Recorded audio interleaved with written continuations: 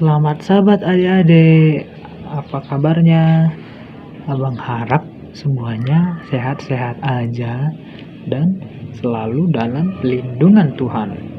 Nah, sahabat nih, meskipun kita masih beribadah melalui YouTube, tapi abang harap semua boleh tertib dalam beribadahnya, tidak lari sana lari sini, karena Yesus hadir dalam peribadahan kita.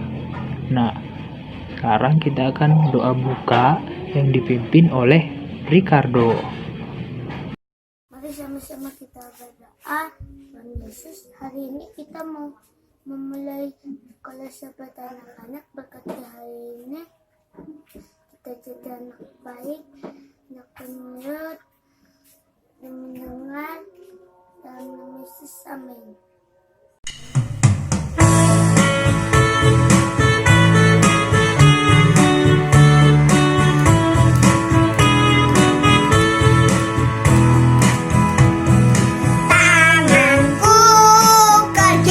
Tuhan, mulutku memuji namanya, kakiku berjalan cari jiwa, upahku besar di surga. Tanganku kerja buat Tuhan, mulutku memuji namanya, kakiku berjalan cari jiwa, upahku besar di surga.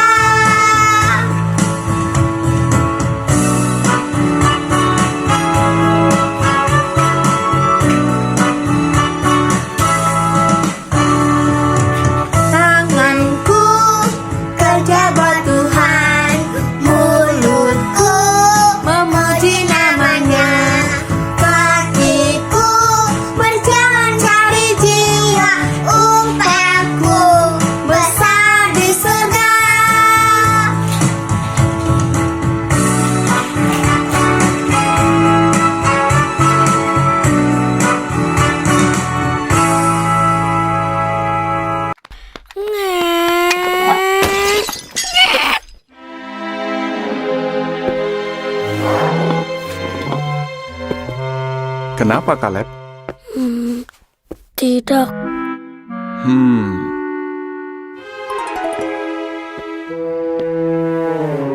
Kaleb, kamu tahu kenapa Yehua mau kita jujur?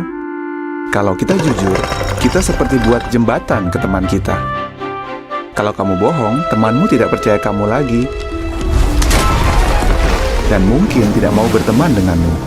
Tapi Pak, kalau cuma bohong sedikit? Sedikit atau banyak, itu tetap saja bohong. Sekali kamu bohong, kamu akan bohong lagi.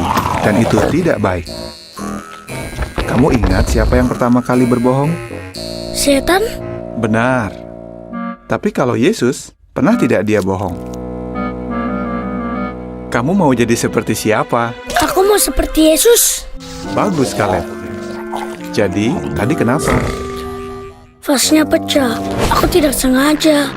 Saatku tabrak vasnya. Makasih kamu sudah jujur. Kalau ada yang seperti ini lagi, kamu akan bagaimana? Aku akan jujur. Aku mau minta maaf sama Mama juga. Bagus, Kaleb. Ayo kita cari Mama. Lalu kita bersihkan ini sama-sama.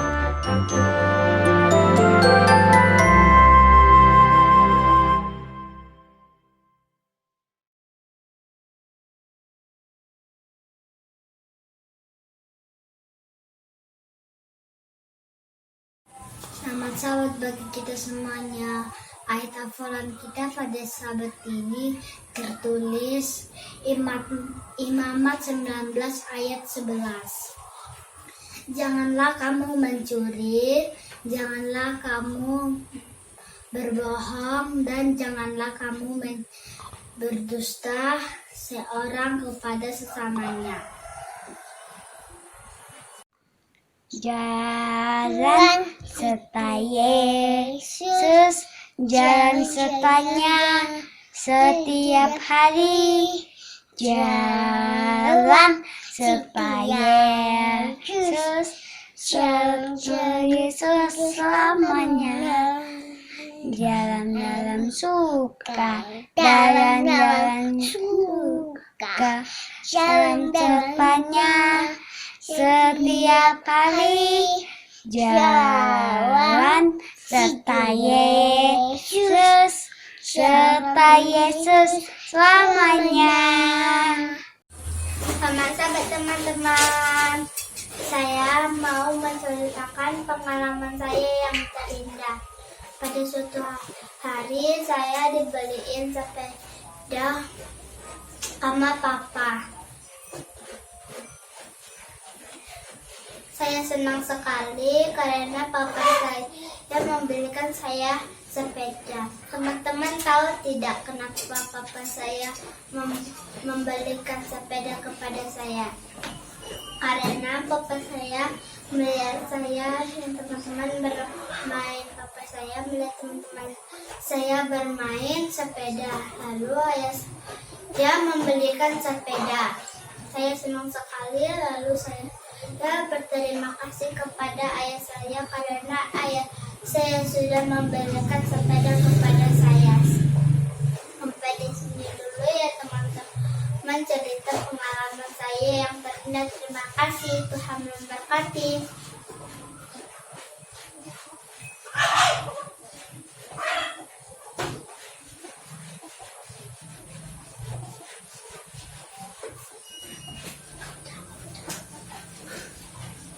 Jesus loved me, this I know, for the Bible tells me so. Little ones you hear me love, they are weak, but He is strong. Yes, Jesus loved me. Yes, Jesus loved me. Yes, Jesus loved me. The Bible tells me so. Nah, sekarang waktunya kita mendengarkan berita mision yang akan dibawakan oleh Ibu Pendeta Situmorang.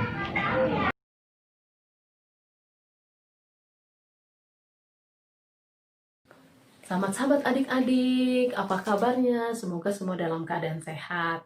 Berita mision kita pada sahabat hari ini berjudul Hidup Baru yang dialami oleh sahabat kita Moriba Manemo dari negara yang jauh di negara Guinea, Afrika Barat. Nah, Moriba ini lahir dengan sempurna, memiliki ayah dan ibu. Dia anak yang lucu dan menurut kepada orang tuanya. Tetapi semuanya berubah ketika ia usia 6 tahun. Ibunya meninggal oleh karena sesuatu hal. Sehingga ia kurang perhatian dan kasih sayang. Ayahnya sibuk bekerja dan tidak sempat untuk mengurus Moriba. Ayahnya menikah kembali dan dia memiliki saudara tiri yang banyak. 5 perempuan dan 4 laki-laki. Saudara tirinya ada 9. Sungguh banyak. Jadi ibunya hanya memperhatikan anak-anak kandungnya. Tetapi Moriba tidak diperhatikan dan kadang tidak diberi makan. Dia merasa lapar. Dia bertumbuh menjadi kasar. Dia mencuri uang untuk membeli makanan. Dia mencuri di kebun pertanian tempat ayahnya bekerja. Mencuri jagung, mencuri kacang tanah. Dan dia saat ditanya orang-orang, Moriba, apakah kamu mencuri? Moriba katakan, oh tidak, saya tidak mencuri. Dia berbohong. Sehingga orang-orang kesal kepadanya dan dia dipukul, dan sampai hampir setiap hari dia dipukul orang. Oleh karena dia suka mencuri. Moriba suka bermain, tidak menurut. Dia menjadi bertumbuh menjadi anak yang kasar. Nah, suatu ketika ada Bibi Rosalin melihat dia, melihat Moriba yang sudah dipukuli oleh anak-anak oleh orang lain, sehingga Bibi Rosalin pun menolong dia dan mengobatinya dan membawa dia pindah dari kota tersebut ke ibu kota Konarki. Ibu Rosalin adalah seorang Advent. Dia suka berdoa, dia suka belajar firman Tuhan, sehingga Moriba ini diajari untuk berdoa dan belajar firman Tuhan. Dan dia dipindahkan sekolah di sekolah Advent. Nah, tetapi ada masalah di sekolah. Dia malas belajar. Dia tidak memperhatikan gurunya. Dia merasa bosan di sekolah. Dan dia lari, lompat ke sana, lompat ke kiri. Dan suatu ketika, pang! Patah kursi di sekolah. Bibi Rosalin pun dipanggil oleh kepala sekolah untuk mengganti rugi. Bibi Rosalin datang dan minta maaf. Oh, maaf Bapak Ibu Guru, tolong sabar untuk menjaga atau mengajar Moriba. Bukan hanya 1 kali atau 2 kali, tetapi Moriba sering, karena dia tidak bisa duduk manis di dalam kelas, tidak mau belajar. Tetapi Ibu Rosalin terus berdoa kepada Tuhan. Tuhan tolong agar Moriba bisa diubahkan. Nah, Tuhan menjawab doa Bibi Rosalin. Walaupun tetangga-tetangganya sudah berkata, sudah jangan disekolahkan lagi Moriba, karena Moriba itu tidak bisa dia duduk manis di sekolah. Kamu capek mengajarkan dia. Sudah ajari dia aja untuk bekerja mencangkul atau menjadi petani, katanya. Tapi Bibi Rosalin bilang, oh tidak, saya akan tetap berusaha dia menjadi anak yang pintar. Dia terus berdoa. Tuhan menjawab, Moriba lama-lama dia membaca buku, dia belajar, dan dia bisa menulis. Guru-guru terkesima dan melihat bahwa Moriba menjadi anak yang berubah. Sehingga guru-gurunya memberikan dia hadiah, sebuah buku Alkitab. Dan dia membaca Alkitab itu. Nah, pada usia 12 tahun, dia ingin untuk dibaptis. Bibi Rosalin senang melihat Moriba yang sudah berubah. Itu oleh karena kuasa Tuhan. Nah, adik-adik sekalian, kalau kita malas belajar atau kita terbiasa untuk selalu bermain, guru, orang tua, saudara akan pusing melihat kita. Tapi kalau kita menjadi anak yang menurut, anak yang suka belajar, semua orang akan bersuka cita. Demikian berita mision kita adik-adik pada Sabat hari ini. Kiranya kita menjadi anak-anak yang penurut, anak-anak yang suka belajar dan suka berdoa. Sehingga kita diubahkan memiliki hidup yang baru semakin lebih baik. Persembahan ke-13 akan kita kirimkan untuk membantu pembangunan sekolah di Konarki. Oke, sampai jumpa kembali. Dadah, Tuhan berkati.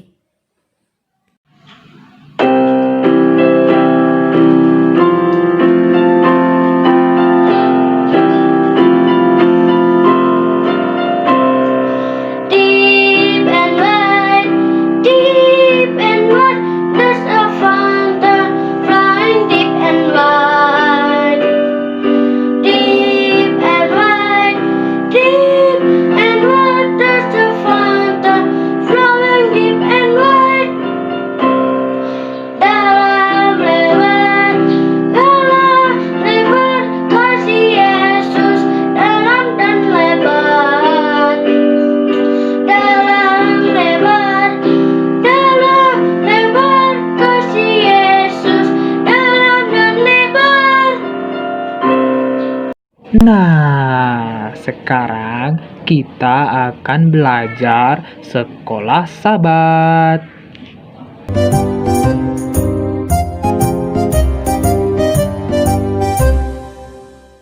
Pencuri dalam keluarga. Ayat hafalan Imamat pasal 19 ayat 11. Janganlah kamu mencuri, janganlah kamu berbohong, dan janganlah kamu berdusta seorang kepada sesamanya. Pekabaran pelajaran ini, orang-orang dalam keluarga Allah selalu jujur. Pernahkah engkau melakukan sesuatu yang engkau tahu seharusnya tidak boleh dilakukan? Jika seseorang menanyakan hal itu kepadamu, engkau berbohong? Bagaimanakah perasaanmu kalau engkau ketahuan sedang berbohong? Yakub berbohong kepada ayahnya dan menyakiti seluruh keluarganya.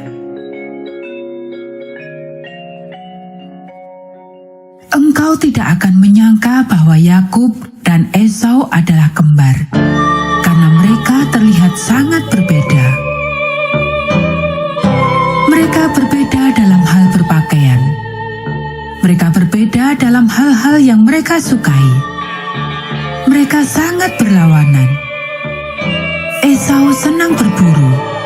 Yakub senang tinggal di rumah dan menjaga hewan ternak keluarganya.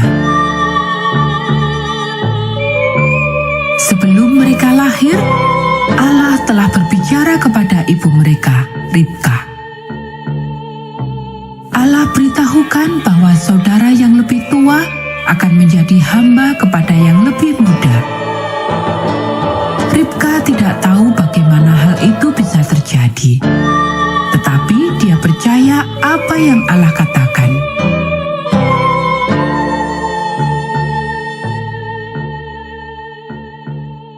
Ishak sekarang sudah tua dan buta. Dia memutuskan sudah tiba waktunya untuk memberkati anaknya yang istimewa. Ribka mengingatkan Ishak akan apa yang Allah sudah katakan tentang anak-anak mereka. Tetapi Esau adalah anak kesayangan Ishak. Dan Ishak berniat untuk memberikan berkat kepada Esau.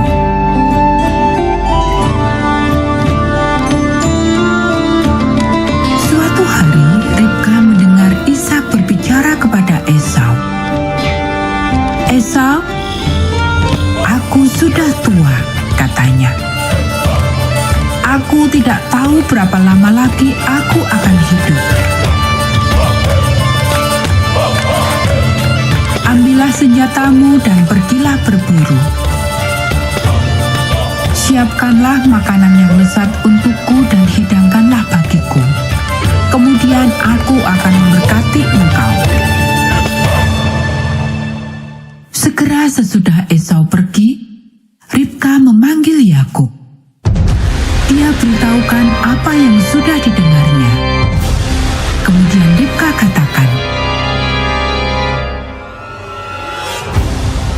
"Jangan khawatir Yakub, aku mempunyai satu rencana.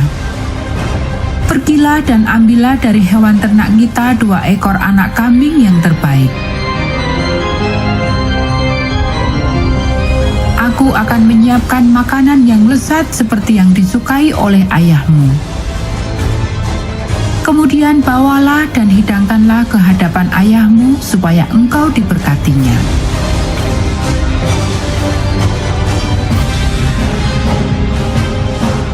Yakub menjawab, "Tetapi dia akan tahu perbedaan di antara kami. Esau berbulu dan aku tidak.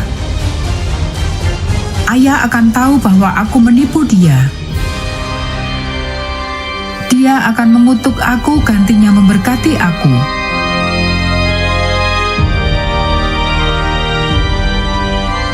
"Kalau engkau seorang yang harus dikutuk, biarlah itu aku," jawab ibunya. "Pergilah dan lakukanlah apa yang aku katakan."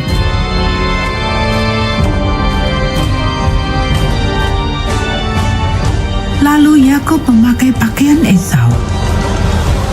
Ribka segera menutupi tangan dan lehernya dengan kulit kambing. Kemudian Yakub pergi menghadap Ishak dengan makanan yang disiapkan oleh Ribka.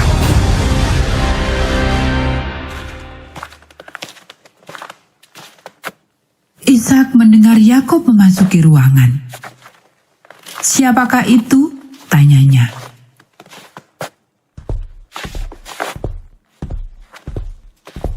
"Esau, anak sulungmu," jawab Yakub berbohong.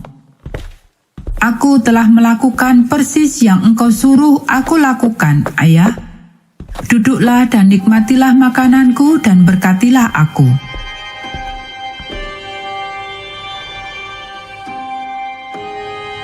bagaimanakah engkau bisa berburu dengan cepat? Tanya Ishak. Allah menolongku, jawab Yakub sambil sekali lagi berbohong. Kemudian Ishak berkata, "Datanglah dekat supaya aku dapat merabamu. Suaramu seperti suara Yakub, tetapi tanganmu seperti tangan Esau. Apakah engkau benar-benar Esau?" "Ya ayah," jawab Yakub sekali lagi berbohong. "Kalau begitu datanglah dekat dan berikan makanan itu supaya aku makan," jawab Ishak. Sementara Yakub mendekat, Ishak menarik jubahnya. Ishak mencium baunya. "Ah ya," katanya merasa puas akhirnya. Lalu Ishak pun memberkati Yakub. Yakub segera pergi keluar.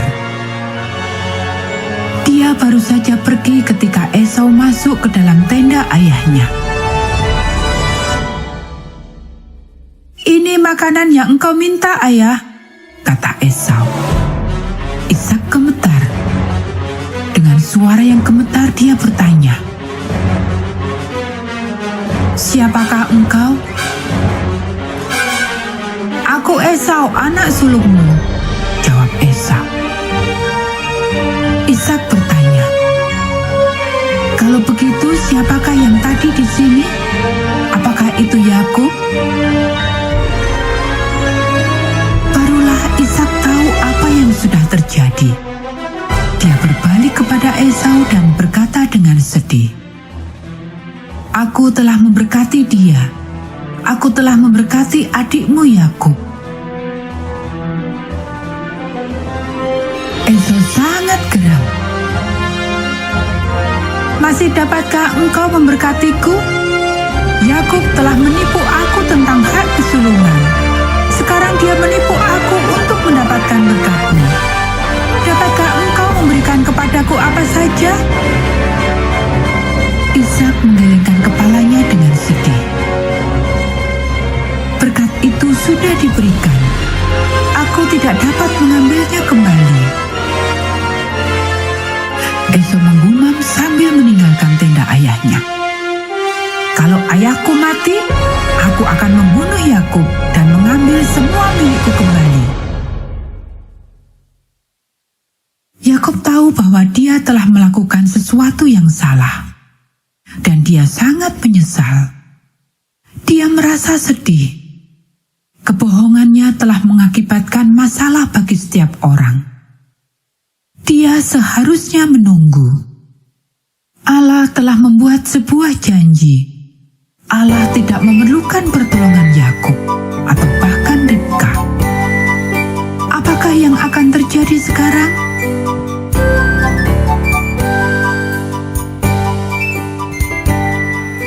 Nah anak-anak, demikianlah cerita kita pada saat ini. Kita akan bertemu kembali pada cerita Alkitab yang berikutnya.